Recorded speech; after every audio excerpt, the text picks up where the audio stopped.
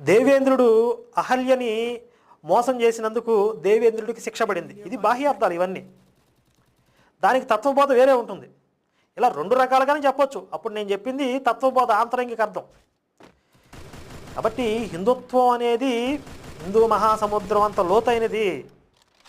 దాని మీద పూర్తిగా వ్యాఖ్యానం చేసేటటువంటి సంపూర్ణ జ్ఞానం ఎవరికీ లేవు.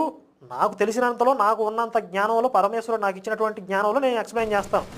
దానిని ఎంతవరకు అర్థం చేసుకోగలుగుతారు అన్నది మీ గత జన్మల కర్మఫలాలను అనుసరించి ఈశ్వరుడు మీకు ప్రసాదించినటువంటి బుద్ధి యొక్క పరిమితులకు లోబడి మీకు అర్థమవుతుంది.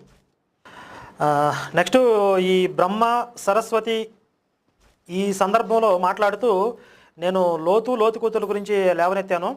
దాని గురించి ఆయన వివరణిస్తూ, అది వాళ్ళు మనుషులండి, లోతు స్పృహలో లేకుండా జరిగిపోయింది అని అన్నారు ఆయన.